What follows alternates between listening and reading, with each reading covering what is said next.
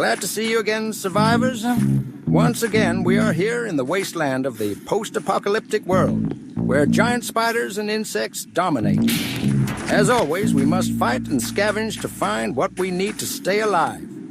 You're on my channel, Geno DP Trace, if you like my works, and support its growth by giving it a like and subscribing. Today, we're jumping back into some more gameplay. While I play, I'll be sharing the next episode of the Papaya story with you all. As I mentioned before, there's this guy named Igor, who works as an assistant to 3 scientists at the Nasal Observatory. The scientists are total klutzes. There's Papaya, the forgetful leader, Banani, a walking disaster, and Ravioli, whose mind is always on food. Igor never fails to tell me about the chaos his bosses create. And I was mentioning how they only realized, at the 11th hour, that they had to head out for a work conference. We left off when they had just gotten into the taxi, packed like sardines and buried under the avalanche of their luggage.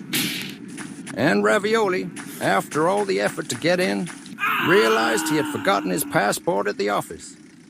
After they talked about the book, Ravioli shows up at the window. The passport is missing. Banani suggests it might be in one of the suitcases. Great idea, Banani. Now they just have to unload all the luggage from the taxi again and start searching. What a well-coordinated team. While Banani unloads the luggage, Ravioli opens them up on the ground to look for the passport. Meanwhile, Papaya is worried about the flight schedule. The taxi driver isn't too fond of this plan, since he's already pocketed the tip and doesn't want to waste any more time with these bumbling idiots. He waits until they've unloaded everything and then speeds off. Dear taxi driver, you thought it'd be that easy to get rid of those fools, but it's not. In fact, Banani's suspenders got caught in the taxi's luggage rack. So, when the taxi takes off, he drags Banani along, who, running, yells for help. Now, let's stop for a moment and think. Point 1. Who, in this day and age, besides children, still wears suspenders? This guy must be the only one or one of the few left on the planet. I hope none of you listeners take offense. But I must reveal that suspenders are very elegant. But unfortunately, they've been out of fashion for about 100 years. Point 2. What are the absurd odds that Banani managed to make a movement where the suspenders got caught in the trunk? Point 3. If the taxi driver was behind the wheel, ready to leave, he couldn't have closed the trunk unless he had an electronic control.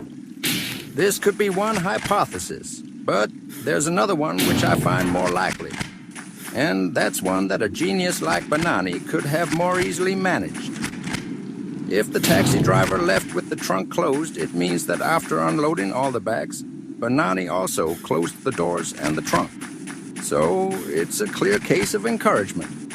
All that was missing was Banani saying, "Please, go ahead." Anyway, after being dragged around for about 100 meters, the Lord has mercy on the poor soul, and his suspenders break, leaving him lying on the ground all sore, and probably with torn clothes. Igor confided in me that the 3 always walk around in their lab coats, just in case, you know, an opportunity arises to do some occasional experiment, like calculating the speed at which a brioche falls into a cappuccino at the cafe. Anyway, in this case, the lab coats saved Banani from getting a nice set of scratches. Banani needs a break to recover from the incident. Nothing better than a chat with Ravioli about his book. The two are talking about the second fact, that Jesus' disciples were convinced they saw him resurrected in the flesh. But Ravioli, unlike scholars, doesn't believe it and thinks it's an invention of the church. Banani agrees with him. Ravioli goes back to looking for his passport and finally finds it. Do you know where it was? He had it in his pocket the whole time. Igor quips with one of his remarks. Sometimes the truth is like Ravioli's passport. We don't see it even when it's right under our nose. Hey, Igor always has me in stitches with his stories. And those scientists, they leave me speechless. Friends, if this story was to your liking, there are many more waiting for you at SaveBlog. Check it out at saveblog.com. If you're into this game and want to try it out yourself, a free demo is available on itch.io. Check the video description for the link, guys. Igor always has me laughing out loud with his stories. And those scientists, I'm at a loss for words. Thanks for checking out the video, and make sure to return for the next one and more stories. If you enjoyed this, please give it a like and subscribe. See you soon.